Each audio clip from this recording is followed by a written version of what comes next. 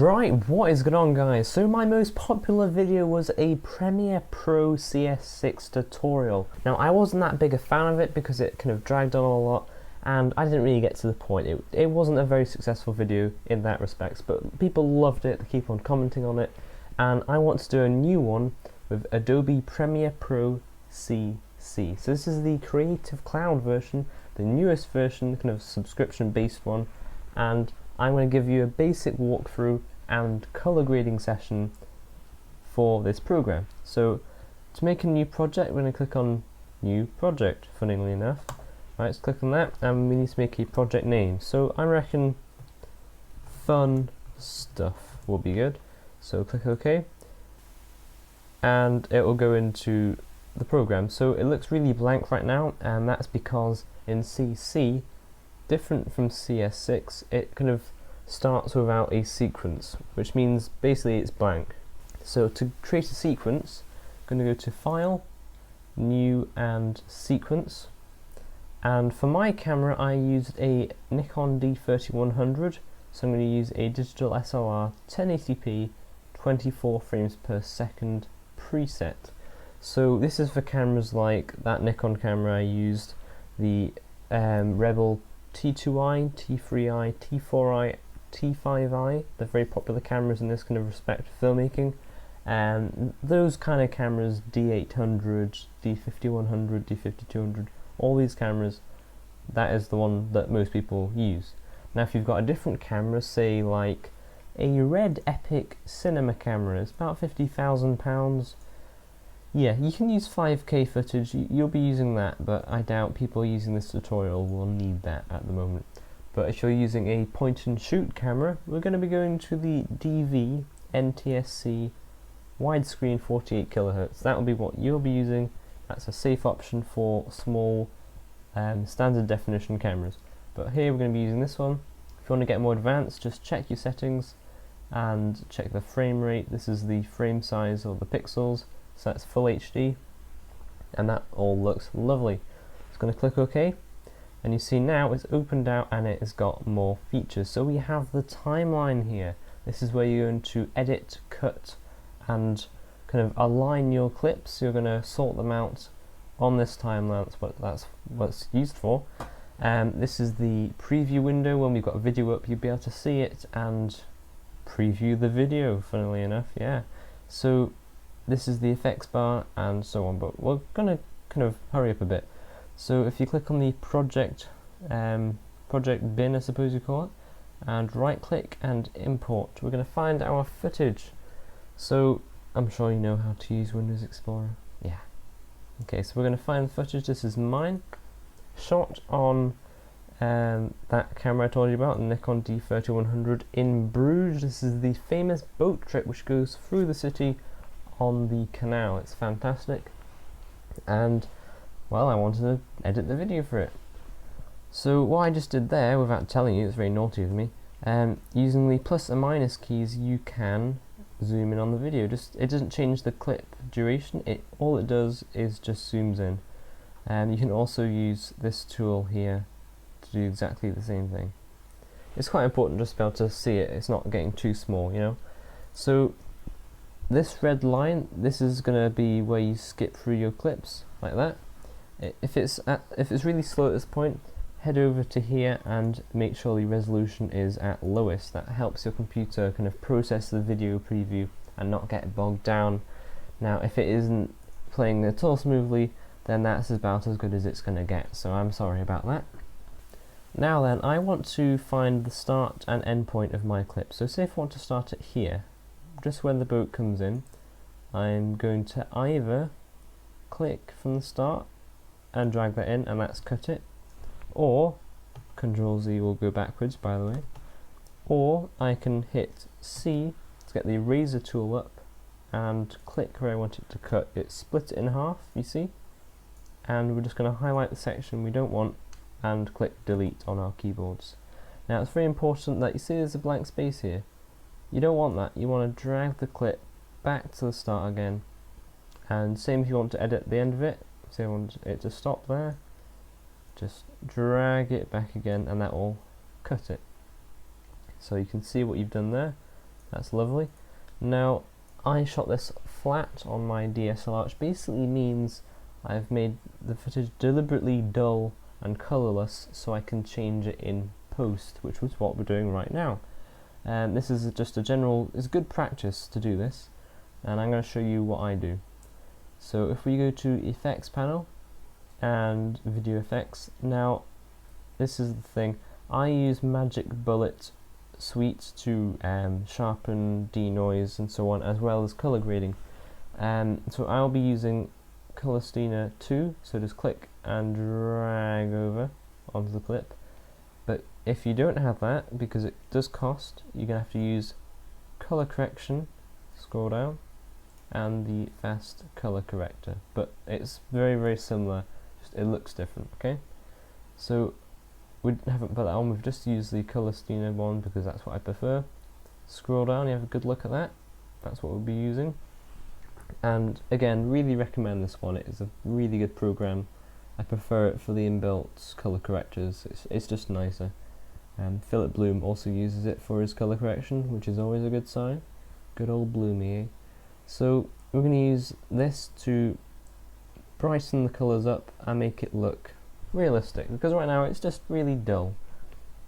So there's lots of different things you can do, but what I normally do and what is good practice is to do the general, taking the shadows, just click and drag, taking the shadows to the blue section. Now it may be a bit slow, but that's fine, you just have to live with that, I'm sorry. Taking that to the blue, okay, it may have got darker, don't worry about that at the moment.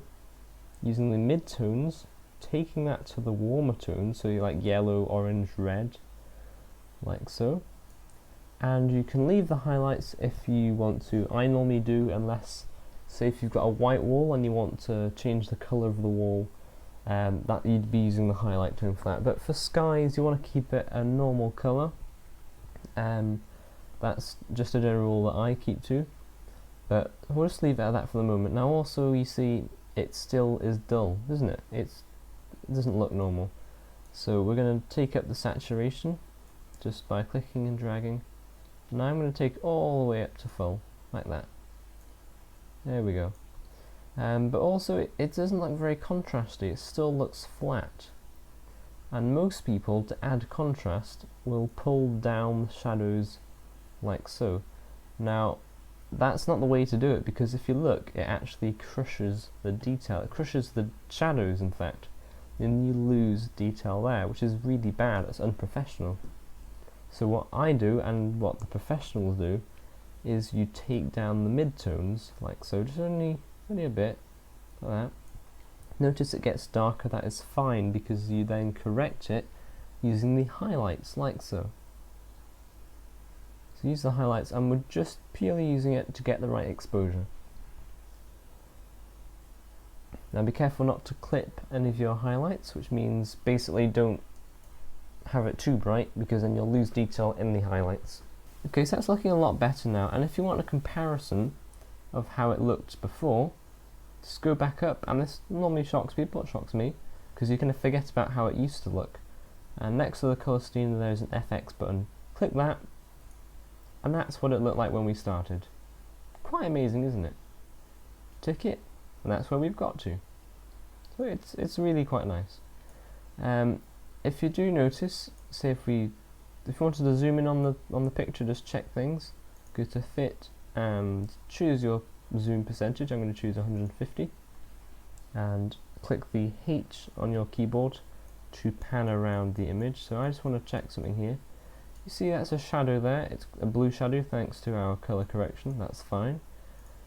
But if we toggle this off, we have actually lost the detail. There used to be bricks there.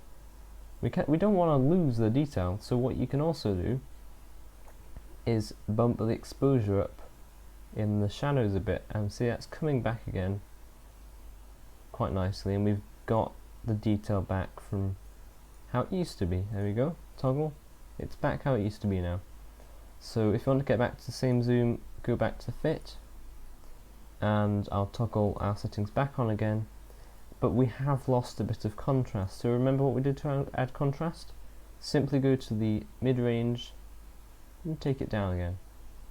And we've still got the full dynamic range and it looks lovely. Now another popular thing that people want to do is make it super widescreen, so i.e. black bars across the side, or the top and bottom. Now in my last tutorial I mucked up because I told you to get a printout of black and white bars and simply put it over the top.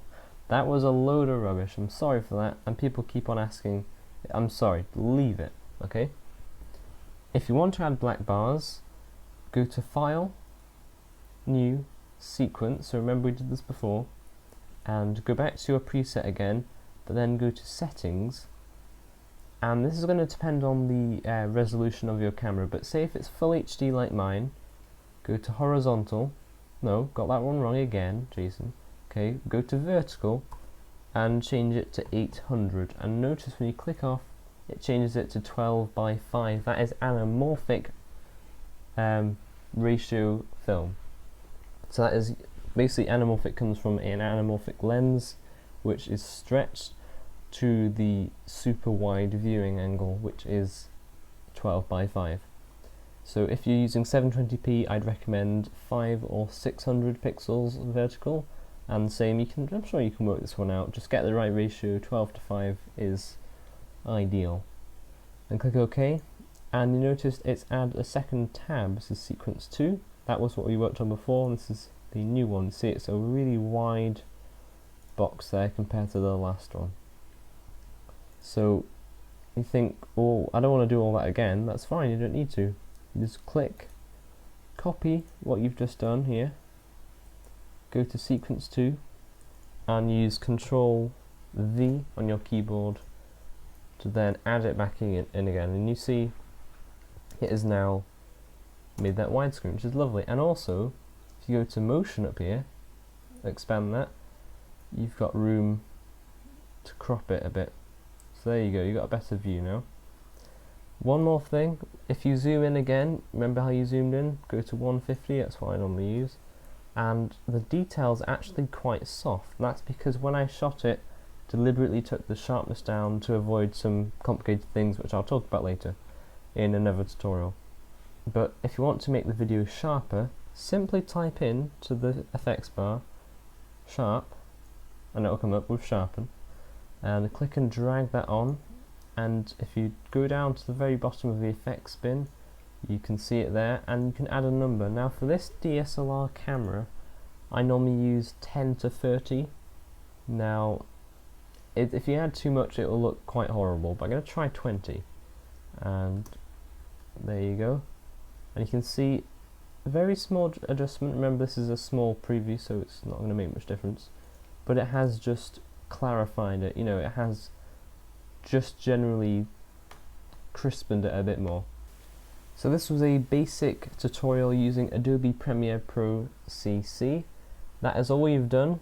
So if you take them off again, you can see the improvement. We've gone from flat to graded and sharpened.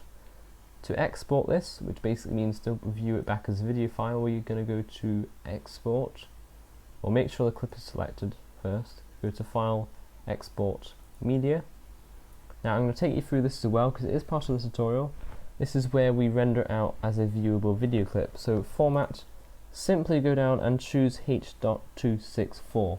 It is the standard nowadays and it is such a good system. And for some reason my editor has packed up.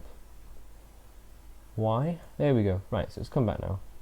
Yeah, it can pack up sometimes. So use H.264. Like I was saying, it's the standard, and it's used for everything nowadays, and it's a very good encoder. Now you can see it's automatically used match source high bit rate. Just select that, and I'll take you through what it's done. It's basically automatically looked all the settings and matched it. So it's matched the pixels, which is our widescreen. It's matched the frame rate, and it's matched the aspect ratio of the pixels. Everything else as well. Now that's fine, you can leave that because it's done it correctly, but at this point, bitrate. Now this is how much compression is done to the video. So if you want a really high quality look, then you can say you can give it 20 megabits per second, and that will be really high quality compression. But it's a big file size for this clip, 15 megabyte for a 6-second clip. If you want to upload to YouTube, have still good quality but a small file size, then 5 megabits per second is my personal limit for full HD video. That is as low as I would go for full HD video, and it still looks good. Like I said, like, please, comment, subscribe, follow me on Facebook. I've got a page for that, I update regularly for that. And Twitter, I also tweet out things for the channel. And I will see you soon.